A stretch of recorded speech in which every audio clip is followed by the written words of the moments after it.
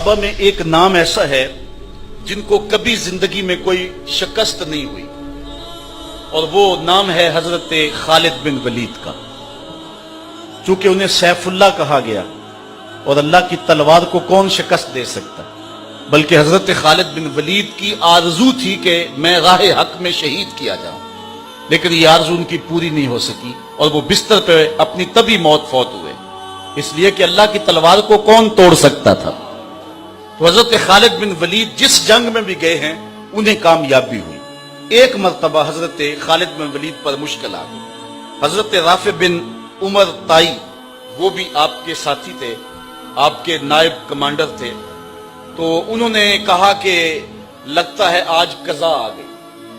जो हालात है मुसलमान पसपा होने लगे और ये पहली बार ऐसा हुआ था कि खालिद बिन वलीद की क़ियादत में लड़ी हुई कोई जंग, उसमें पसपाई हो रही है।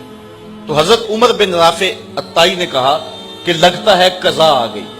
तो हजरत खालिद बिन वलीद ने कहा कि मुझे भी ऐसा ही लगता है कि कोई मुश्किल बन गई है। इधर ये पसपा हो रहे हैं, उधर हजरत अबू उबैदा को हुजूर मदीने में ख्वाब में मिले और कहा तुम यहां बैठे हुए हो, अल्लाह के शेर पे मुश्किल बनी हुई है।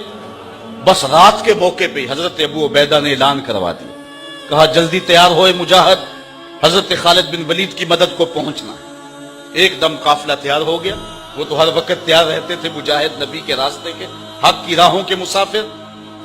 ये लश्कर तैयार होके हजरत अबू उबैदा की क़ियादत के अंदर जब निकला तो रास्ते के अंदर उन्होंने एक मंजर देखा कि लश्कर से थोड़ा सा हट करके एक निकाब पोश सवार भी साथ साथ चलता जा रहा है। तो हजरत अबू उबैदा ने अपने जासूस से कहा कि जाओ इसको देखो ये कौन है और कुछ लोग ले जाओ और इसको पकड़ के ले आओ। जब लोग उनके करीब गए तो उन्होंने कहा कि मेरे करीब ना आना, मैं हजरत खालिद बिन वलीद की बीवी उम्मे तमीम हूं। तो कहा कि तुम रात के मौके पे लश्कर के साथ इस मुश्किल हालत में क्यों जा रही हो? तो उन्होंने कहा कि जब हजरत अबू उबैदा ने ऐलान करवाया ना कि जंग के लिए निकलो, हजरत खालिद बिन वलीद पे मुश्किल आई हुई है, तो मैं परेशान हो गई कि अल्लाह के उस शेर पर कभी मुश्किल आई तो नहीं थी, तो क्या हुआ? तो मैंने जब गौर किया तो उनकी टोपी घर रह गई है जिसमें हुजूर के बुए मुबारक सिए हुए हैं, और जब भी वो जंग पे जाते हैं तो वो टोपी नहीं भूलते। तो आज वो मैंने गौर किया कि उन पे मुश्किल क्यों आई है, तो मैंने गौर किया तो टोपी घर पड़ी हुई है, मैं उनको उनकी अमानत देने जा रही हूं। ये लश्कर जब पहुंचा उधर हजरत खालिद बिन वलीद ने जबीला बिन अहम के मुकाबले के अंदर महाज को संभाला हुआ था कि अचानक 2-3 सवार आगे बढ़े और जिधर वो जाते हैं दुश्मन को धकेलते चले जाते हैं। हजरत खालिद बिन वलीद ने देखा कि एक नकाब पोश सवार भी उन सवारों में है, तो आपने अपने घोड़े को एड़ लगाई और आगे बढ़ के कहा, ए नकाब पोश तू कौन है, तेरी तलवार के आगे कोई ठहरता ही नहीं है। तो उसने थोड़ा सा पर्दा सरकाया, कहा मुझे पहचानते नहीं, आना ज़ौजतो का उम्मे तमीम, मैं तुम्हारी बीवी उम्मे तमीम हूं और तुम हुजूर के बालों वाली टोपी भूल आए थे तो मैं देने आई हूं।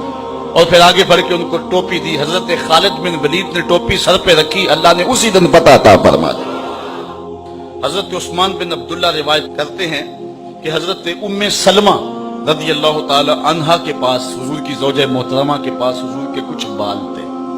मदीने में जब कोई बीमार हो जाता तो वो ले करके उनके पास आ जाते, तो वो डबिया से बाल निकालती और वो उन बालों को उस पानी के गिलास के अंदर हरकत देती, और जब हुजूर के मुबारक मुए नूर की बरकत उस पानी में आ जाती तो मरीज को दे देती, अल्लाह शिफा अता फरमा देता।